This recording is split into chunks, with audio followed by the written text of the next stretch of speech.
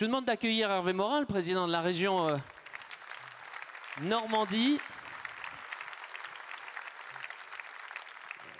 Merci Hervé pour ta présence avec nous. Tu tenais à venir parce que je sais que demain tu ne pouvais pas être là au moment de l'ouverture, mais en tout cas tu tenais à venir. Moi je suis très heureux de ce beau symbole parce que, et en plus après avec Patrick Martin, je le précise, il n'y a pas qu'un âne qui s'appelle Martin, nous n'avons aucun lien de parentalité avec Patrick, mais en tout cas c'est un beau symbole parce que les régions et les intercos, ce sont les collectivités du développement économique. Ce sont sans doute ceux à qui, pour répondre à l'interpellation du président de la communauté qui était en Auvergne-Rhône-Alpes à côté de l'aéroport Saint-Exupéry, ce sont sans doute aujourd'hui à ceux qu'on devrait lâcher la bride pour mener à bien les politiques de développement économique dans les territoires. Je voudrais vous donner une illustration récente, à peu près la même que la vôtre. Nous, des sites industriels clés en main, on en a aussi depuis longtemps, et j'ai eu droit à la visite de monsieur le préfet, venu m'expliquer comment on faisait à moi des sites industriels clés en main, accompagnés pour une préfecture comme la Saône-et-Loire, 550 000 habitants. Donc je n'ose imaginer comment ça se passe quand c'est dans le Rhône ou dans des très grands départements. De 2 chargés de mission de la préfecture chargés du développement économique, de l'Adréal, de la DDT, de la DRETS. Enfin, en tout cas, ils étaient plus nombreux que nous pour ne pas créer un emploi. Pendant ce temps-là, moi j'ai 7 usines qui sont en train de sortir de terre dans mon agglomération. Donc, oui monsieur, je partage avec vous. Demain, osons le pari de la décentralisation du développement économique. Parce que je suis sûr que les patrons, ils veulent parler aux patrons sur un territoire. Et ils veulent pas, à la rigueur au préfet, il faut qu'ils parlent avec le préfet, comme vous l'avez dit, mais pas avec un aéropage autour qui, parfois, même si quand on s'est discuté avec eux, on arrive à trouver des solutions, n'est pas toujours dans la facilitation. Donc, merci Hervé, parce que je sais que tu partages avec nous l'enjeu de la réindustrialisation, et je suis très heureux que tu sois avec nous ce soir. Merci.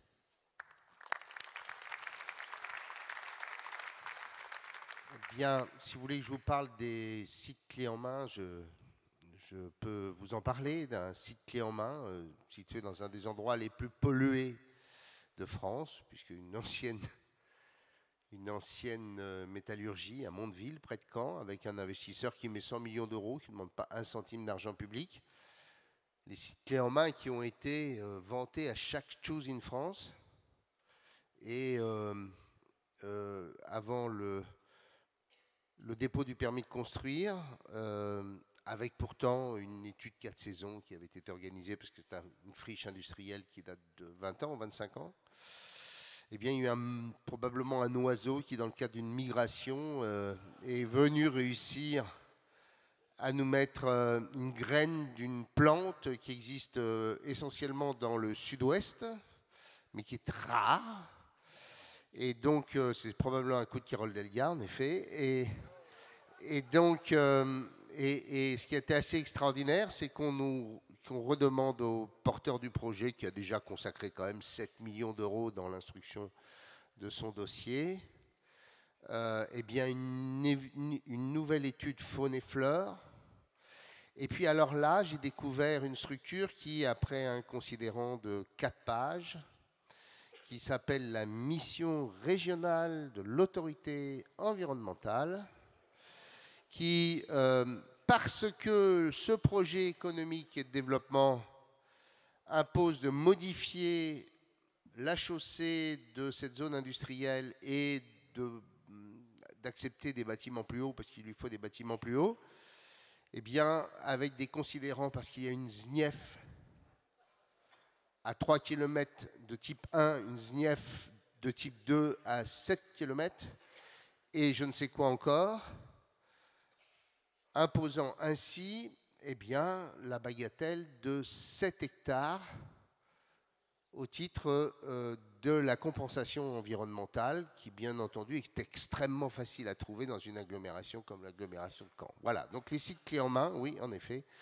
on peut en parler, mais d'abord bienvenue en Normandie.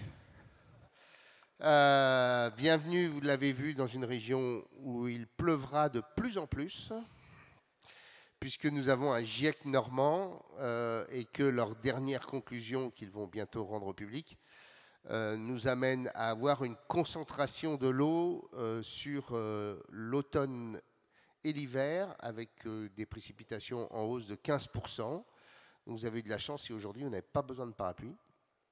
Et puis des périodes caniculaires, bien entendu, l'été. Mais bienvenue en Normandie et bienvenue dans ce lieu qui est assez magique. Non pas parce que le maire s'appelle Édouard Philippe, mais avec qui je m'entends très bien. Et d'ailleurs, il faut s'entendre bien avec tout le monde à l'heure actuelle, parce que c'est un peu difficile de savoir ce qui va se passer. Et donc, bienvenue dans une agglomération et dans une région qui a la chance de vivre un immense renouveau industriel. Nous avons été frappés massivement de désindustrialisation pendant les 20 ans où la France est passée d'un PIB de 20% industriel à 10%. Et nous, on a pris très très cher. Et puis là, on a la chance d'être dans une région avec un dynamisme économique très significatif, lié notamment au fait qu'on est, on peut le dire, autour d'une triangulation ou d'un carré magique assez exceptionnel, qui est assez rare si on en croit les implantations industrielles qui nous viennent de l'étranger. En clair, nous avons la chance d'avoir un grand port maritime qui nous connecte au monde, sur lequel d'ailleurs MSC investit plus d'1 milliard d'euros et va embaucher 1000 dockers. Nous avons la chance d'avoir un fleuve qui nous permet de pouvoir proposer des solutions massifiées pour des entreprises dont le transport impose des massifications et des volumes importants. Et Virginie Carolo, votre première vice-présidente, a la chance d'accueillir 2 projets qui à eux seuls représentent 2 milliards d'investissements. Et puis la Seine qui permet d'avoir de l'eau, parce que souvent dans les process industriels, il faut de l'eau, et beaucoup d'eau, et que ça devient souvent un sujet. On a la chance d'avoir un environnement industriel qui permet d'avoir des partenaires, d'avoir des sous-traitants, d'avoir des personnes qualifiées dans des secteurs qui sont souvent les secteurs autour de l'énergie ou de l'économie circulaire. Et puis, on a la chance, enfin, j'étais avec le PDG d'EDF juste avant de venir vous voir, d'être une région dans laquelle les énergies de demain sont en train de se bâtir, et donc des énergies toutes décarbonées. Le deuxième EPR, si on considère Flamanville était le premier, c'est quand même 30 à 40 milliards d'investissements. Nous avons été candidats pour l'accueil de cet EPR à un moment où la France n'osait pas trop parler de nucléaire, c'est-à-dire en 2018, quand on a entendu que l'exécutif allait peut-être relancer son programme électronucléaire. On a fait une alliance de toutes les formations politiques, sauf bien sûr la formation qui est opposée, mais au bout du compte, je le dis pour ceux qui vont avoir bientôt un EPR chez eux, c'est que si les élus locaux ne sont pas autour de la table et ne portent pas ce projet avec l'État, c'est impossible à construire. Tellement ce sont des chantiers d'une complexité considérable. C'est quand même entre 10 et 12 000 salariés qui travaillent sur un même site. Et donc, en clair, nous avons l'EPR de Penly et Flamanville qui, pour David Marguerite, lui permet qui va rentrer en service et être connecté au réseau, qui permet tout d'un coup de toucher 33 millions d'euros supplémentaires de recettes fiscales. Donc lui, il n'est pas à plaindre, même avec les ponctions, je vous le dis. Je propose que l'essentiel de la ponction se fasse dans le Grand Cotentin. Et donc, ce programme électronucléaire n'est pas la seule énergie décarbonée qu'on peut offrir aux industriels. On a les parcs d'éolien offshore, où a priori on va nous annoncer 2 nouveaux parcs d'éolien offshore. Nous avons la chance d'avoir les 2 entreprises que nous avons d'ailleurs portées dans leur développement autour de ce qu'on appelle l'hydrolien, c'est-à-dire l'énergie liée au raz blanchard, au courant marin, qui représente l'équivalent de 2 à 3 centrales nucléaires de potentiel. Et puis, nous avons la chance aussi, toujours au titre de ces énergies décarbonées, d'avoir la première usine d'hydrogène vert en construction par Air Liquide, représentant 40% de la production d'hydrogène vert en Europe. Donc on a cette chance d'avoir ce carré magique qui fait que pour beaucoup d'entreprises, et nous avons encore un peu d'espace en dépit du zéro artificialisation nette. Donc nous avons cette chance-là. Mais disons-le en même temps, je vous le dis, je pense qu'on va vivre une période, une année 2025 qu'on ne mesure pas aujourd'hui, dont on ne se rend pas compte avec quelle violence elle va probablement frapper l'ensemble de nos écosystèmes. N'oublions pas que l'Allemagne est en récession depuis 2 ans. Et je crois que si on veut bien regarder tous les indicateurs, ils sont tous ou presque au rouge. Le premier, c'est que l'investissement industriel au-delà de ces grands projets que j'évoquais est à l'arrêt depuis le mois de juillet. Beaucoup d'entreprises aujourd'hui en Normandie, et j'imagine dans toute la France, ont des trésoreries de plus en plus tendues parce qu'elles ont beaucoup investi dans les années précédentes et donc désormais il faut amortir. Donc l'investissement industriel à l'arrêt, avec des entreprises dont la trésorerie devient compliquée. Une consommation qui est en berne, et d'ailleurs il suffit de regarder le taux d'épargne pour le voir, et vous y ajoutez à cela le secteur du logement et de l'immobilier qui est lui en panne depuis des années, ce qui est d'ailleurs un paradoxe assez incroyable si vous voulez bien y réfléchir, parce qu'il n'a jamais été aussi difficile de se loger en France en même temps. Mais ça, on en connaît les raisons.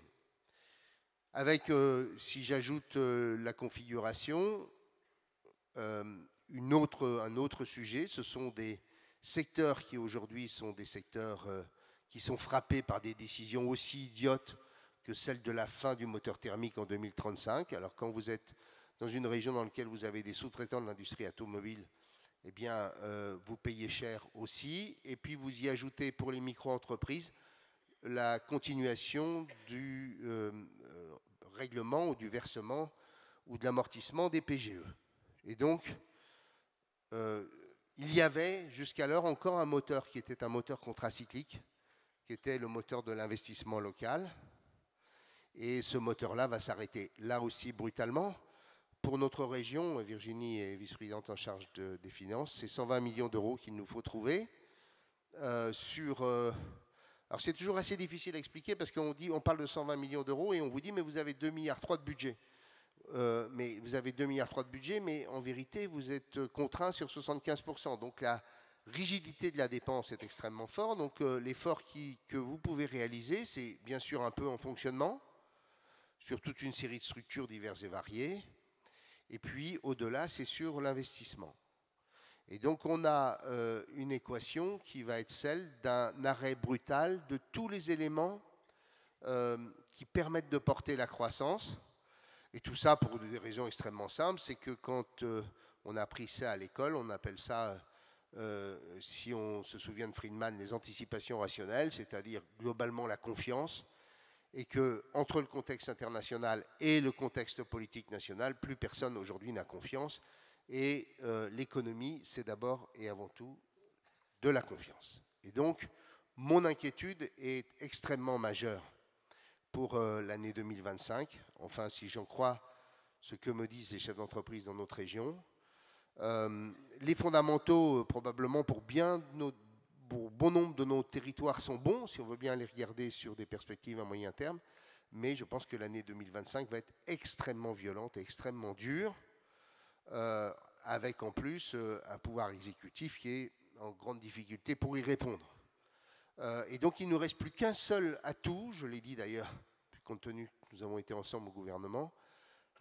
J'ai appelé Christine Lagarde pour lui dire, Christine, une grande partie de notre capacité à pouvoir rebondir dépend maintenant de la BCE, c'est-à-dire qu'il nous faut, je l'espère, une baisse rapide, très rapide, des taux d'intérêt.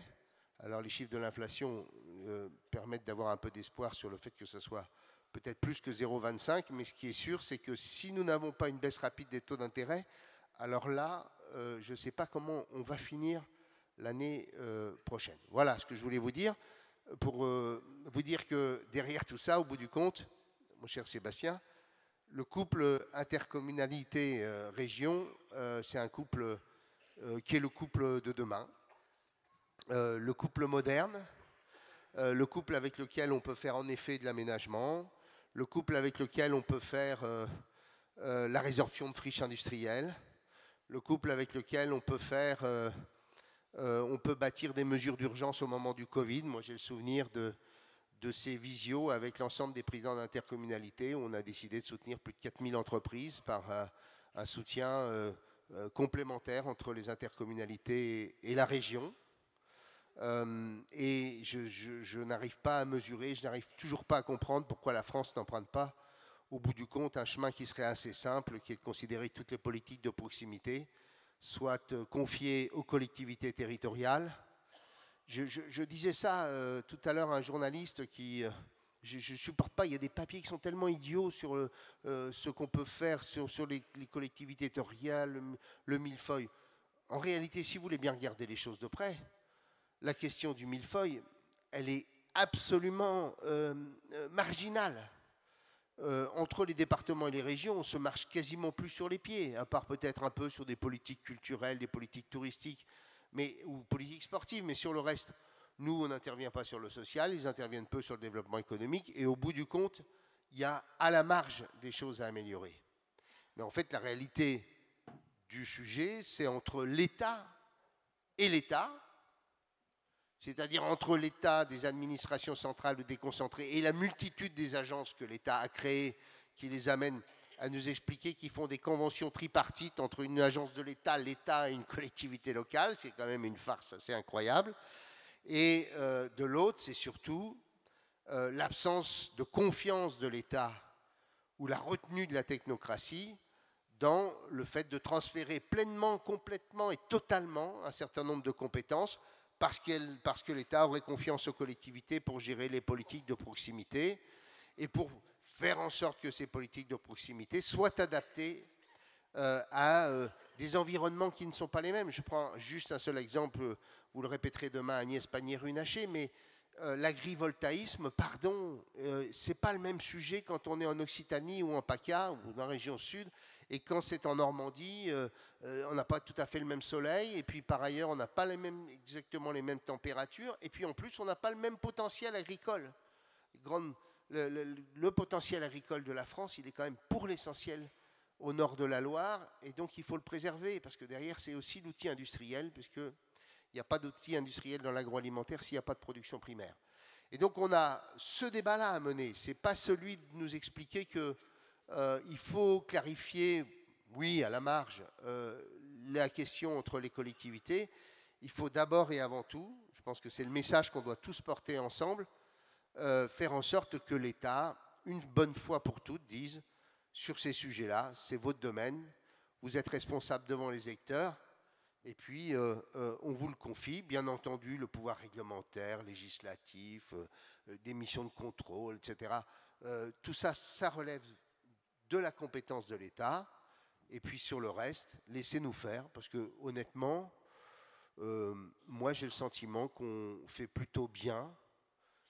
Alors parfois, on a des collectivités qui sont moins bien gérées, mais au bout du compte, globalement, on est plutôt très attentif à la dépense, on est très attentif à l'augmentation des prélèvements obligatoires, autant qu'il nous reste de la fiscalité, et la proximité, c'est la réactivité, c'est l'imagination, c'est l'innovation, et cette innovation, on la porte souvent intercommunalité et région, donc j'étais heureux de vous dire, battez-vous demain, rentrez-leur dans l'art. Je trouve qu'on est, je termine par ça, je trouve qu'on est très très mou, archi mou. Moi, quand je vois voilà, on ne doit pas se laisser faire. Moi, j'étais syndicaliste, j'ai mené les grèves étudiantes de 1983. Ça ne vous parle pas, mais moi, ça me parle. Et donc, moi, je peux vous le dire, il y a un moment, il faut sortir les fourches et les faux. Clairement, il faut sortir les fourches et les faux. Parce qu'au bout du compte, ce qui est en train de se passer, je vous le dis, c'est la revanche de la technocratie. C'est la technocratie qui n'a jamais supporté la décentralisation, l'autonomie des collectivités et qui a provoqué un double garrot. Le premier, on nous enlève les recettes et après nous avoir enlevé les recettes, on nous enlève les dotations pour être certain qu'au bout du compte, eh bien, on réduise notre capacité d'imagination, d'inventivité, de réactivité, de porter des politiques. Et puis on essaie de nous confiner au maximum sur quelques attributions qui sont celles qui nous ont été confiées par la loi. Et donc vraiment, j'ai été à l'origine de Territoires Unis, quand j'étais président de Région de France. Je pense qu'à un moment, il faut que les collectivités territoriales et ces établissements publics disent non, ce n'est pas le bon chemin, et puis on va vous le faire savoir, parce que le jour où on a créé Territoires Unis, je me souviens à l'époque, le pouvoir exécutif a commencé à nous parler sur un autre ton. Et donc, voilà, je pense qu'il faut qu'on se batte. Oui, on doit participer à l'effort, ça ne fait aucun doute, mais on doit participer à l'effort en fonction de ce que nous représentons dans la question de la dépense publique. Nous, régions, on se retrouve à payer 25% de l'effort, alors qu'on représente 15% de la dépense publique des collectivités locales. Et vous aurez observé qu'en plus, il y a un malus. Mieux vous êtes géré, plus vous êtes pompé. C'est extraordinaire. Moins vous êtes bien géré, moins vous êtes pompé. C'est quand même un truc assez fantastique. Regardez les grandes agglomérations, les grandes villes, celles qui ont des situations financières les plus compliquées, c'est elles qui contribuent le moins. J'ai vu ça pour les villes. Mais voilà, il faut le dire. Dans les 1000 milliards de la période, je termine par ça parce que vraiment ça me rend hystérique. Dans les 1000 milliards de ces 9 dernières années, les retraites représentent 435 milliards de la dette nouvelle. 435 milliards.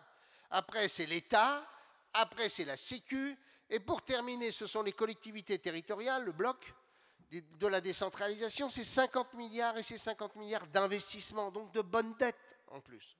C'est ça la réalité de tout cela. C'est que nous nous sommes endettés pour porter le développement. Et rien d'autre. Et pardon, pour finir, pour faire un petit peu de politique, parce que ça m'aurait manqué, j'en ai pas fait du tout avant,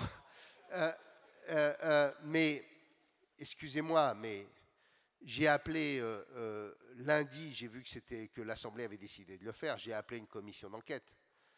Mais franchement, ce qui se passe, c'est un mensonge d'État. Parce que Bercy, c'est une administration qui fonctionne. Et qu'à aucun moment, le pouvoir exécutif n'ait pas été alerté sur la dérive des finances publiques, ça n'existe pas. Parce que nous, au moins, on le savait sur un point, c'est que comme nos recettes, c'est de la TVA, on savait que les rentrées de TVA n'étaient pas bonnes et que les 3,5% n'en étaient bien loin parce qu'on était plutôt sur moins 0,5. Mais pardon de vous dire, ça n'est pas possible que le ministre de l'économie et des finances, le Premier ministre et le président de la République n'aient pas été parfaitement informés d'une dérive stratégique et majeure des finances publiques. On a donc menti aux Français. Une dérive de 0,3 ou 0,4 encore, mais une dérive qui nous fait passer de 4% en perspective avant de construire le budget, en décembre de l'année dernière, à 4,4 au moment du vote de la loi de finances, pour finir à 6,1 ou à 6,2, ça, vous ne me ferez pas croire que tout ça n'a pas été mis sous le tapis. Est-ce que ce sont les élections européennes? Est-ce que c'est autre chose? Je n'en sais rien, mais toujours est-il que les Français sont en train de payer l'irresponsabilité liée à un mensonge d'État. Voilà la réalité. Et donc, il faut que nous, les acteurs de la décentralisation, mon cher Sébastien, eh bien, on le dise haut et fort en disant à nos compatriotes, oui, on va partir une partie de l'effort, mais la responsabilité, elle est ailleurs et elle n'est certainement pas dans ces chiffres acadabrantesques qui nous sont servis sur l'augmentation de la fonction publique territoriale. Parce qu'on nous mélange tout. On va nous rechercher des chiffres de 2000, par exemple. Sauf qu'on oublie qu'en 2003, il y a eu un grand élan de décentralisation du temps de Jean-Pierre Raffarin. On oublie d'expliquer à nos compatriotes qu'il a fallu qu'on crée des structures, je suis aussi président d'intercommunalité, petite, toute petite, mais il a fallu qu'on crée des structures pour, par exemple, faire l'instruction des permis de construire. Parce qu'on n'a pas dit aux Français que les régions ont été obligées de récupérer les fonctionnaires des DDTM pour l'instruction du deuxième pilier de la PAC. Et donc, en réalité, si on regarde les chiffres, on a créé moins de fonctionnaires que l'État. Moins de fonctionnaires que l'État qui s'est pourtant défaussé largement sur nos collectivités. Donc il faut se battre. Et je suis désolé, moi j'ai envie d'aider Michel Barnier, mais pas dans n'importe quelle condition et pas en se faisant enfler comme on se fait enfler. Donc il faut se combattre, il faut combattre jusqu'au dernier moment. Je vous remercie. Merci. Tu vois, il y en avait